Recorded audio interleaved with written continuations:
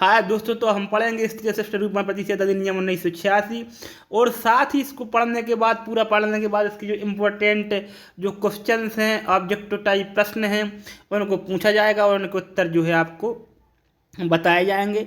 अब जो भी एक अपन पढ़ेंगे उसकी फाइनली तैयारी करते चलेंगे, मतलब उसको एक तरफ टिका के रखते चलेंगे, ठीक है। तो स्त्री शिष्ट रूपण प्रतिषेध अधिनियम 1986 का अधिनियम क्रमांक जो है 60 है वो, और 23 दिसंबर 1986 को राष्ट्रपति की मंजूरी मिली, अर्थात यह अधिनियमित हुआ या बना, ठीक है।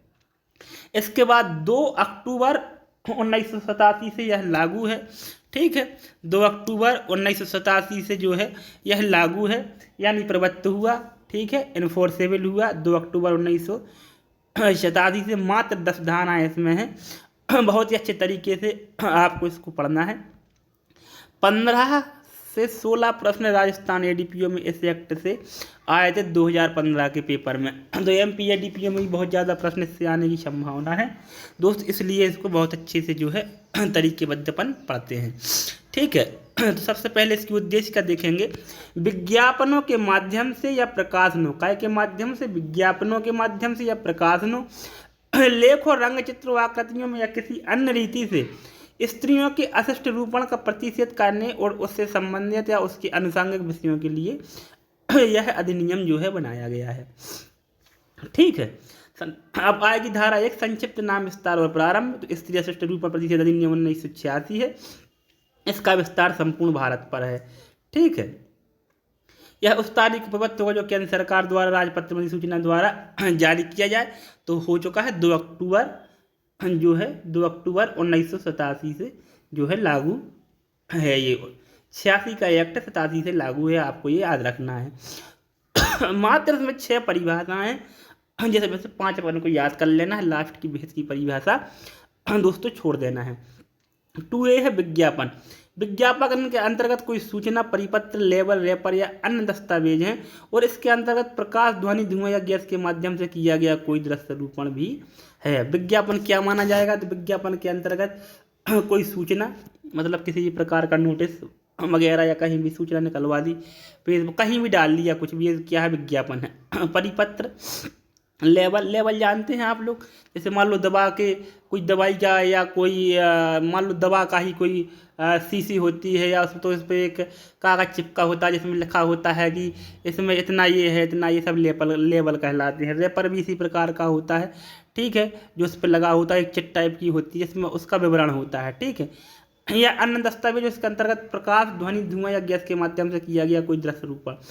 प्रकाश के माध्यम से, ध्वनि, धुआं या गैस के माध्यम से, जैसे आतिशबाजी वगैरह के माध्यम से, ठीक है, किया गया कोई भी दृश्य रूपण जो है यह विज्ञापन है। लाइट लगा दी, ऐसे ऐसे कुछ लिखा दिख रहा है उसमें, इस तरीके से, तो ये सब क्या है? विज्ञापन में जो है आती है। 2A विज्ञापन, ये आपको याद रखना है, और ये कुछ शब्द याद रख लेना है क्या क्या इसके अंतर्गत आता है। 2B में है वितरण। वितरण के अंतर्गत नमूने के तौर पर चाहे मुफ्त या अन्यथा वितरण भी है। नमूने के तौर पर चाहे मुफ्त या अन्यथा वितरण भी है, ये वितरण की परिभाषा में आपको याद रख लेना है। तो 2A में विज्ञापन है, B में वितरण है। अब मेन परिभाषा जो है वो 2C स्त्री अशिष्ट रूपण। किसे कहेंगे अपन स्त्री अशिष्ट रूपण? स्त्री अशिष्ट रूपण से किसी स्त्री की आकृति, किसी भी स्त्री की क्या आकृति, उसके रूप या शरीर या उसके किसी अंग का, किसी स्त्री की आकृति, उसके रूप या शरीर या किसी अंग का, ठीक है। 4 चीज़ें आपको याद रखना है, आकृति, उसका रूप, शरीर या उसके किसी अंग का, किसी ऐसी रीति से, ऐसे रूप में चित्रण करना अभिप्रेत है। ऐसे नहीं कि उसने कोई भी प्रकार से किसी भी महिला की फ़ोटो जो है विज्ञापित कर दी या कहीं छाप दी या लिख दी, तो वो स्त्री अशिष्ट रूपण नहीं। ऐसे चित्रण करना अभिप्रेत जिसका प्रभाव क्या हो? अशिष्ट हो, अथवा जब स्त्रियों के लिए अपमानजनक या निंदनीय हो। अशिष्ट हो, अपमानजनक या निंदनीय हो, अथवा जिससे लोक नैतिकता या नैतिक आचार के विकृत, भ्रष्ट या क्षति होने की संभावना है। लोक नैतिकता या नैतिक आचार के विकृत, भ्रष्ट या क्षति होने की संभावना है। तो इतनी सब चीज़ें जिससे होती हैं, कैसे? सबसे पहले तो ये देखना है अपन को कि स्त्री अशिष्ट रूपण कहलाएगा क्या। तो कोई भी स्त्री की कोई आकृति, रूप, शरीर या उसके शरीर का अंग का इस प्रकार से चित्रण करना जो अशिष्ट हो, जिसका प्रभाव किसी महिला के लिए अपमानजनक या निंदनीय हो, अथवा जिससे लोक नैतिकता या नैतिक आचार के विकृत, भ्रष्ट या क्षति होने की संभावना हो। लेबल क्या कहलाता है? लेबल से कोई लिखित, चिन्हित, स्टाम्पित, मुद्रित या चित्रित विषय वस्तु अभिप्रेत है जो किसी पैकेज पर चिपकाई गई है या उस पर दिखाई दे रही है। किसी पैकेज पे मैंने बताया था ना, चिपका दी जाती है, जिसमें इसका विवरण होता है, या तो चिन्हित है, ठीक है, चिन्ह बना, कोई स्टाम्पित है, मुद्रित है, मतलब खुदा हुआ है उस पर, ये सब क्या कहलाते हैं? लेबल कहलाते हैं। पैकेज के अंतर्गत कोई बॉक्स, कार्टन, टिन या अन्य पात्र भी। पैकेज कोई जैसे बॉक्स हो गया, कार्टून हो गया, कोई टिन का हो गया, अन्य पात्र भी सब पैकेज आते हैं। भेद याद नहीं करना है आपको, जो भी नियम बनाए जाएंगे वो भेद है, हर में लिखा होता है, कोई जो है इम्पोर्टेंट नहीं है। तो 5 परिभाषाएं हैं। तो ये ऐसे याद कर लेना, विज्ञापन, वितरण, स्त्री अशिष्ट रूपण, लेबल, पैकेज, ये 5 हैं। इसी नंबर से आप याद कर लेना, ठीक है। बहुत काम आपका जो है इसी तरीके से बन जाएगा। अब आती है धारा 3, ठीक है। पहले अपन ने पढ़ ली, दूसरी पढ़ ली, धारा 3 आती है। दोस्तों तो अंत तक वीडियो देखना, क्योंकि मैं इसमें 26 प्रश्न भी आपको बताऊंगा, जहां से आपके प्रश्न बनने हैं, किस तरीके से इससे जो है आपके प्रश्न बनेंगे। पूरा एक्ट पढ़ाने के बाद प्रश्न उत्तर भी इसमें आपको बताए जाएंगे।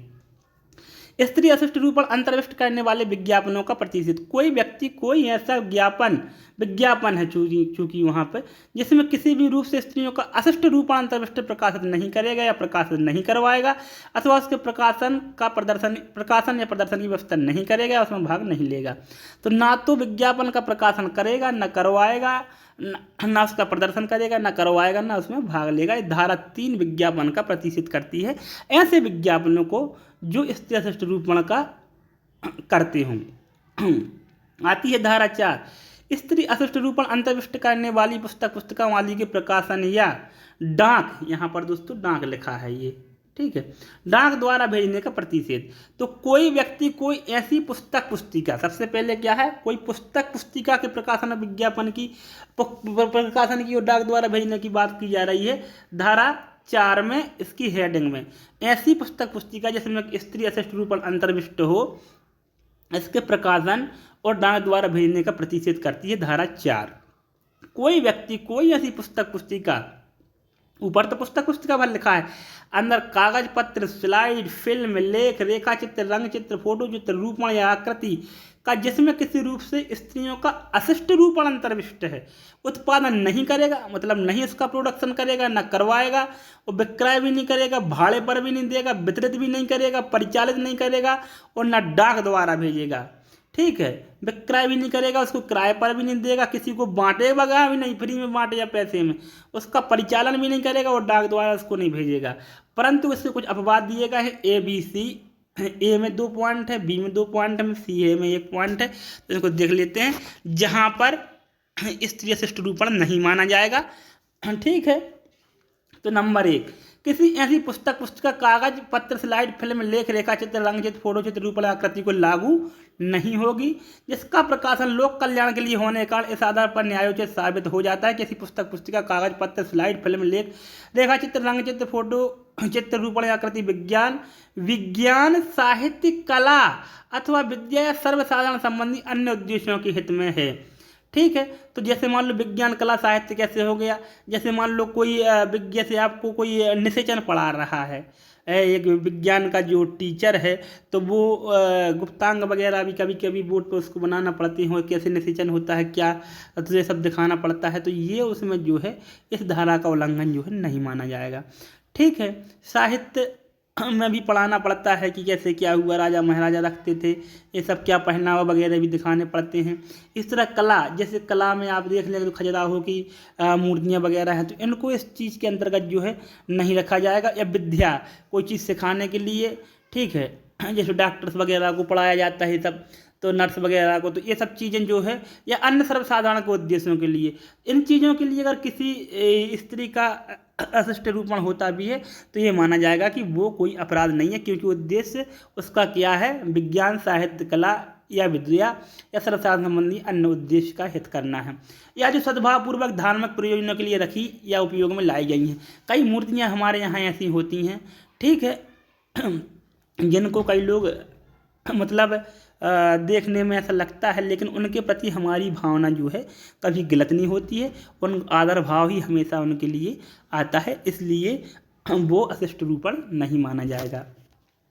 किसी ऐसे रूपण को लागू नहीं होंगी, यहाँ पर केवल रूपण शब्द का प्रयोग किया गया है अभी में, जो प्राचीन संस्मारक तथा पुरातत्व स्थल और अवशेष अधिनियम 1958 के अर्थ में किसी प्राचीन स्मारक पर या उसमें किसी मंदिर या उसमें या मूर्तियों के प्रमाण के उपयोग में लाए जाने वाले या किसी धार्मिक प्रयोजन के लिए रखे या उपयोग में लाए जाने वाले किसी रथ पर तक्षित उत्कीर्ण रंग चित्रित या अन्यथा रूपित है। तो कोई प्राचीन संस्मारक जिसको इस अधिनियम के अंतर्गत घोषित किया गया है, उस संस्मारक को भी ये लागू नहीं होंगी। या धार्मिक प्रयोजन के लिए कोई मूर्ति को इधर से उधर ले जाना मंदिर में, और रथों पर बहुत सी चित्रकारियाँ हुआ करती थी जो देखने में अशिष्ट लग सकती हैं किसी व्यक्ति को, लेकिन वो अशिष्ट नहीं मानी जाएंगी, ठीक है। उत्कीर्ण रंग चित्र या अन्यथा रूपित हों वो नहीं मानी जाएंगी इसका, क्योंकि उसके प्रति हमारी भावना जो है उत्तेजित नहीं होती है। कामोत्तेजना शरीर में देखकर नहीं बढ़ती है। अगर कामोत्तेजना बढ़ती है वहाँ पर भी यह अशिष्ट रूपण माना जाता है, अन्यथा की स्थिति में नहीं माना जाता है। एक फिल्म थी बैंडेड क्वीन जो फूलन देवी पर बनी थी दोस्तों, ठीक है, तो उसमें कोर्ट का ये आर्डर था, इसमें फूलन देवी जो है पानी भरने निर्वस्त्र दिखाई देती जाती है। तो उसमें ये कहा था कि सेंसर बोर्ड ने इसको मंजूरी कैसे दे दी, लेकिन कोर्ट ने कहा कि वहाँ पर उस लड़की पे अत्याचार हुआ था और वो निर्वस्त्र होकर जो है पानी भरने जा रही थी, तो उसको देख के किसी भी व्यक्ति में जो है उत्तेजना जागृत नहीं हुई, बल्कि उसके प्रति उसके प्रति सहानुभूति उत्पन्न हुई लोगों में, दया का मन में भावना, तो वो जो है अशिष्ट रूपण उसका नहीं माना जा सकता है और उसको गलत अपन जो है नहीं मान सकते हैं, ठीक है। किसी ऐसी फिल्म को लागू नहीं होंगे जिसकी बाबत चलचित्र अधिनियम 1952 के भाग 2 के बंद लागू होंगे, वही बात यहाँ पे हो गई। तो प्रवेश करने और तलाशी लेने की शक्ति, तो इसमें अपन को ज़्यादा नहीं पढ़ना है, याद रखना प्रवेश करने और तलाशी लेने की शक्ति में कुछ बातें आपको बता देता हूँ। सबसे पहले तलाशी कौन ले सकता है, प्रवेश कौन कर सकता है? राज्य सरकार द्वारा प्राधिकृत कोई राजपत्रित अधिकारी, राज्य सरकार द्वारा प्राधिकृत, राज्य सरकार जिसको क्या करे, ऑथराइज करे, और वो किस व्यक्ति को ऑथराइज कर सकती है? जो राजपत्रित अधिकारी, गजटेड ऑफिसर है। तो जहाँ पर भी इसको सूचना मिलती है कि ऐसी सामग्री यहाँ पर है या इसका उपयोग अशिष्ट रूपण में हो रहा है, तो वहाँ पर वो प्रवेश ले सकता है, तलाशी ले सकता है। लेकिन इसमें जो है एक कंडीशन रहेगी कि किसी प्राइवेट निवास गृह में वारंट के बिना गिरफ्तार मतलब प्रवेश या तलाशी नहीं ली जाएगी। कहीं भी कोई भी छापा मार सकता है गजटेड ऑफिसर, राजपत्रित अधिकारी, लेकिन अगर किसी व्यक्ति का कोई प्राइवेट निवास गृह है, खुद का मकान है, वहाँ वो रह रहा, तो बिना वारंट के गिरफ्तार नहीं करेगी और जो भी सामग्री मिलेगी उसको रख लेगी। वो धारा 94 CRPC की जो तलाशी वगैरह होती है वह तो वो सब इसको फॉलो करना पड़ेगी। जैसे मान लो पहले घर से महिलाओं को बाहर निकलने का मौका दिया जाएगा, ये सब चीज़ें पूरी की पूरी फॉलो करना पड़ेंगी, ठीक है। वहाँ पर जब्ती बनानी पड़ेगी, सम्मानीय लोगों के हस्ताक्षर करना पड़ेंगे, ये सब करना पड़ेगा, ठीक है। और जैसे ही वहाँ पर कोई व्यक्ति या जो चीज़ मिलती है तो उसको कहाँ सबसे पहले मजिस्ट्रेट के समक्ष पेश करना होगा। इतनी 3 चीज़ें आपको याद रखना है, 4 चीज़ें। पहली के प्रवेश करने और तलाशी लेने की शक्ति धारा जो है 5 में है, ठीक है। और कोई राजपत्रित अधिकारी राज्य सरकार द्वारा जो प्राधिकृत है वो ऐसा कर सकता है, लेकिन किसी प्राइवेट निवास गृह में बिना वारंट के कोई भी प्रवेश नहीं करेगा, न तलाशी लेगा, और जो भी मिलेगा मजिस्ट्रेट के समक्ष जो है यथाशीघ्र जो है रखा जाएगा। शास्त्री धारा 6 में है, तो प्रथम अपराध पर 2 वर्ष तक की सजा है, पहली बार कोई अपराध, और 2000 रुपये तक का जुर्माना है। और वही अपराध अगर कोई व्यक्ति दोबारा करता है तो सजा जो है कम से कम 6 माह की और 5 वर्ष तक की जो है हो सकती है, ठीक है। और इसके साथ साथ जुर्माना 10,000 से कम का नहीं होगा और 1 लाख रुपए तक का हो सकता है। सजा 6 माह से कम की नहीं होगी, जो 5 वर्ष तक बढ़ाई जा सकती है। जुर्माना 10,000 से कम नहीं होगा, जो 1 लाख तक हो सकता है। द्वितीय यानी पश्चातवर्ती 2 सिद्धि पर और पहली पर 2 साल तक की सजा और 2,000 रुपये तक के जुर्माने का प्रावधान है। कंपनियों द्वारा अपराध धारा 7 में है। तो कंपनियों द्वारा अपराध जो भी व्यक्ति हैं वो दोषी माने जाएंगे जो पदों पर हैं कंपनियों के, क्योंकि सज़ा कंपनी को तो मिल नहीं सकती, जुर्माना तो कंपनी भर देगी, लेकिन सज़ा किसको मिलेगी? जो प्रबंधक हैं, निदेशक हैं, जिनकी गलती से ऐसा हुआ है। लेकिन अगर कोई सदस्य, प्रबंधक या निदेशक यह साबित कर देता है कि उसको पता नहीं था, उसकी लापरवाही से नहीं हुआ, किसी अन्य व्यक्ति ने किया है, तो वो दोष मुक्त हो सकता है, लेकिन जो दोषी पाया जाएगा उसको सज़ा दी जाएगी। इसमें एक चीज़ और इम्पोर्टेंट याद रखना, 2 परिभाषाएं यहाँ पर धारा 7 के स्पष्टीकरण का और खा में दी गई हैं। ये यहाँ से आपसे जो है प्रश्न पूछा जा सकता है। तो का में है कंपनी की परिभाषा और खा में है निदेशक की परिभाषा। कंपनी से कोई निगाह अभिप्रेत है, उसके अंतर्गत फर्म या व्यक्तियों का अन्य संगम भी है। किसी फर्म के संबंध में निदेशक से उस फर्म का भागीदार अभिप्रेत है, पार्टनर जो है अभिप्रेत है। ठीक है, इस तरीके से धारा 7 हमारी पूरी हो जाती है। धारा 8 कहती है कि इस जो अधिनियम है इसके जो अपराध होंगे वो संज्ञेय तो होंगे लेकिन जमानती होंगे। ठीक है, गिरफ्तार बनावरण किया जा सकता है लेकिन जमानत पाने का अधिकार प्रत्येक व्यक्ति को होगा। ठीक है, अगर वो जमानत भरने के लिए तैयार है तो। सद्भावपूर्वक की गई कार्यवाही के लिए संरक्षण, अगर कोई अधिकारी इसको सूचना मिलती है वो कार्यवाही करता है और वो कार्यवाही मान लो नहीं भी वहाँ पे कोई सामग्री पाई जाती है, तब भी अगर वो बिना विद्वेष के सावधानीपूर्वक सब कुछ करने के बाद छापा मारता है और वहाँ पर भले ही कुछ नहीं मिलता है, उसके विरुद्ध कोई कार्यवाही उस अधिकारी के विरुद्ध नहीं की जाएगी। नियम बनाने की शक्ति केंद्र सरकार को है। तो इस तरीके से हमने इस अधिनियम को दोस्तों पूरा का पूरा पढ़ लिया है। ठीक है, पहले में विस्तार प्रारंभ था, दूसरे में परिभाषाएं थी, तीसरे में विज्ञापनों का प्रतिशोध था, चौथे में पुस्तिकाएं जो स्त्री अशिष्ट रूपण करती हैं उनके प्रकाशन और डाक द्वारा भेजे जाने पर रोक था। ठीक है, 5 में प्रवेश करने और तलाशी लेने की शक्ति थी, 6 में शास्ति थी, 7 में कंपनी द्वारा अपराध था, 8 में अपराध संज्ञेय और जमानती है, 9 में सद्भावपूर्वक कार्रवाई से के लिए जो संरक्षण प्रदान किया गया है, और 10 में जो है आपका नियम बनाने की शक्ति केंद्र सरकार की है। आइए फटाफट इसके कुछ वस्तुनिष्ठ प्रश्न देख लेते हैं जो कई परीक्षाओं में पूछे गए हैं। तो स्त्री अशिष्ट रूपण प्रतिषेध अधिनियम 1986 को राष्ट्रपति की स्वीकृति प्राप्त हुई 23 दिसंबर 1986। इसका दोस्तों सही आंसर है। स्त्री अशिष्ट रूपण प्रतिषेध अधिनियम 1986 का अधिनियम क्रमांक संख्या अभी हमने पढ़ा था, सी ऑप्शन सही है, 60 जो है इसका अधिनियम संख्यांक है। स्त्री अशिष्ट रूपण प्रतिषेध अधिनियम 1986 का विस्तार संपूर्ण भारत पर है, पूरे भारत पर जो है यह लागू है। ठीक है, आप बिल्कुल भी टेंशन नहीं लेना, पूरा नया का नया संशोधन होने के बाद अपन जो है एक्ट पढ़ रहे हैं, कहीं भी इसमें गलत होने की कोई गुंजाइश अपन को नहीं है। स्त्री अशिष्ट रूपण प्रतिषेध अधिनियम 1986 का प्रवत्व 2 अक्टूबर 1987 से जो है यह लागू है। प्रवत्व होना, लागू होना ये सब एक ही बात है या इन्फोर्समेंट। स्त्री अशिष्ट रूपण प्रतिषेध अधिनियम 1986 में विज्ञापन परिभाषित है। तो 2 का में जो है विज्ञापन की परिभाषा दी है, पहली ही परिभाषा जो है विज्ञापन की है, हम अभी पढ़ के देख के जो है आए हैं। स्त्री अशिष्ट रूपण प्रतिषेध अधिनियम 1986 की धारा 2 खा के अनुसार वितरण के अंतर्गत जो है इसका आंसर सा है, नमूने के तौर पर चाहे मुफ्त या अन्यथा वितरण भी है, ये उसकी जो है वर्डिंग है, ये शब्द उसके हैं। तो अब आगे है महिलाओं का अशिष्ट रूपण प्रतिषेध अधिनियम 1986 किस धारा के अधीन महिलाओं का अशिष्ट रूपण को परिभाषित किया गया है? तो 2C यानी 2 परिभाषा बहुत ही इंपॉर्टेंट है, इसको याद रख लेना, मैंने पहले भी कहा था, यही इसका जो है दोस्तों सही आंसर है। अगला प्रश्न है स्त्री अशिष्ट रूपण प्रतिषेध अधिनियम 1986 की धारा 2 के अनुसार स्त्री अशिष्ट रूपण से अभिप्रेत है। ठीक है, तो पहला जो है 2A है, यही आंसर सही होगा। अपन इसको जो है पढ़ लेते हैं।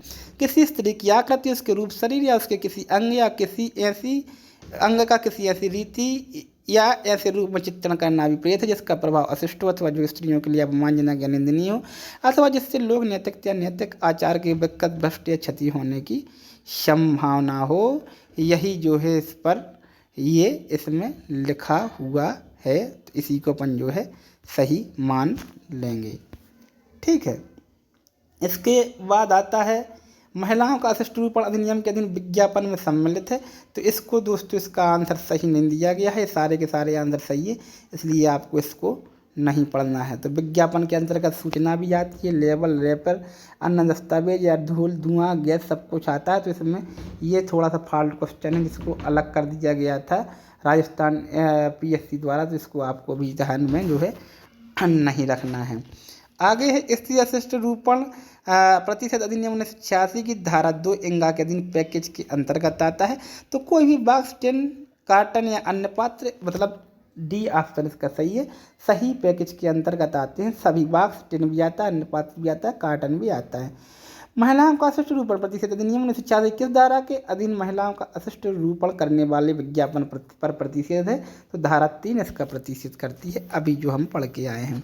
स्त्री अशिष्ट रूपण प्रतिषेध अधिनियम स्त्री अशिष्ट रूपण अंतर्विष्ट करने वाली पुस्तकों, पुस्तिकाओं आदि के प्रकाशन पर रोक है। तो ये धारा 4 है पूरी की पूरी। तो हमें ये ऑप्शन जो है सही है हमारा। इसके बाद आता है स्त्री अशिष्ट रूपण अंतर्विष्ट करने वाली पुस्तक, पुस्तिकाओं आदि के प्रकाशन या डाक द्वारा भेजने के लिए धारा 4 के अधीन निम्नलिखित में से कौन प्रतिषिद्ध नहीं है? तो ये चारों के चारों ऑप्शन जो है प्रतिषिद्ध नहीं है और उपरोक्त सही इसका आंसर जो डी सही है, क्योंकि ये चारों के चारों परंतुक के अंतर्गत आते हैं और इन पर जो है ये नहीं माना जाता है कि ये स्त्री अशिष्ट रूपण हुआ है, क्योंकि ये परंतुक के अंतर्गत आते हैं, उसके अपवाद टाइप के जो है हैं। महिलाओं का अशिष्ट रूपण अधिनियम 1986 के धारा के अधीन किसी स्थान में जहां यह विश्वास करने का कारण हो कि वहां इस अधिनियम के अधीन कोई अपराध किया गया है या किया जा रहा है, प्रवेश करने और तलाशी लेने की शक्ति उपबंधित है। तो धारा 5 इसका जो है उपबंध करती है। महिलाओं का अशिष्ट रूपण अधिनियम की धारा 5 के अंतर्गत प्रवेश करने तथा तलाशी लेने की शक्ति प्राप्त है। ठीक है, तो इसकी बात मैंने पहले ही कही थी, मुख्य चीज़ है। तो सबसे पहली लाइन थी राज्य सरकार के द्वारा प्राधिकृत कोई राजपत्रित अधिकारी। ठीक है, तो सा ऑप्शन सही है, यानी सी ऑप्शन इसका जो है सही है। स्त्री अशिष्ट रूपण प्रतिषेध अधिनियम 1986 की धारा 5(1) के अधीन वारंट के बिना प्रवेश निषिद्ध है। तो केवल प्राइवेट निवास गृह में बिना वारंट के कोई भी अधिकारी प्रवेश नहीं कर सकता है इस अधिनियम के अंतर्गत। जहाँ कोई व्यक्ति उपधारा के खंडखा या खंडगा के अधीन किसी वस्तु का विवरण करता है वहाँ यथाशीघ्र खालिस्तान की को इत्तला देगा और उस वस्तु की अभिरक्षा के संबंध में उससे आदेश प्राप्त करेगा। तो निकटतम मजिस्ट्रेट को, ये वहाँ पर लिखा हुआ है, ये आंसर जो है यहाँ पे सही है। आंसर नंबर ए यानी आ यहाँ पर सही है। स्त्री अशिष्ट रूपण प्रतिषेध अधिनियम 1986 की धारा 3 या 4 के अधीन प्रथम दोष सिद्धि पर जो दंड है वो 2000 रुपये तक का या 2 वर्ष तक का जो है कारावास होगा। तो सी ऑप्शन जो है इसका सही है।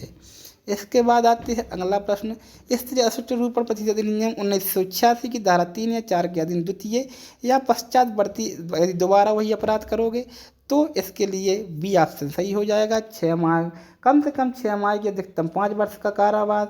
ठीक है, और 10,000 रुपये तक का जो है कम से कम 10,000 का जुर्माना, अधिकतम 1 लाख रुपए तक का जुर्माना जो है होगा। तो बी ऑप्शन यानी 2 या 2B जो है या 2 इसका ऑप्शन जो है सही हो जाएगा।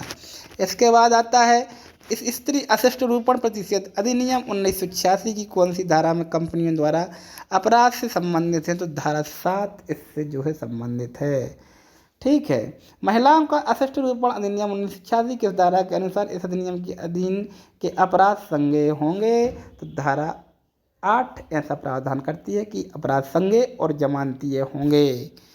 ठीक है, स्त्री अशिष्ट रूपण अधिनियम 1986 के अंतर्गत अपराध हैं संज्ञेय और जमानतीय दोनों। धारा ये कहाँ लिखा हुआ है? धारा 8 इसका जो है बात करती है। महिलाओं का अशिष्ट रूपण अधिनियम के अंतर्गत दंडनीय अपराध होगा संज्ञेय और जमानतीय बा यानी 2B इसका जो है ऑप्शन सही है। स्त्री अशिष्ट रूपण प्रतिषेध अधिनियम 1986 में सद्भावपूर्वक की गई कार्रवाई के लिए संरक्षण दिया गया है। तो धारा 9 में ये संरक्षण जो है प्राप्त है। ठीक है, और अगला प्रश्न है स्त्री अशिष्ट रूपण प्रतिषेध अधिनियम 1986 के अधीन सद्भावपूर्वक की गई कार्रवाई के संरक्षण प्रदान किया गया है केंद्र सरकार को, राज्य सरकार को, उनके अधिकारियों। तो उपयुक्त सही डी आंसर जो है इसका सही हो जाता है। लास्ट क्वेश्चन है दोस्तों इस अधिनियम का, महिलाओं का अशिष्ट रूपण अधिनियम की धारा 10 के अंतर्गत नियम बनाने की शक्ति किसको है?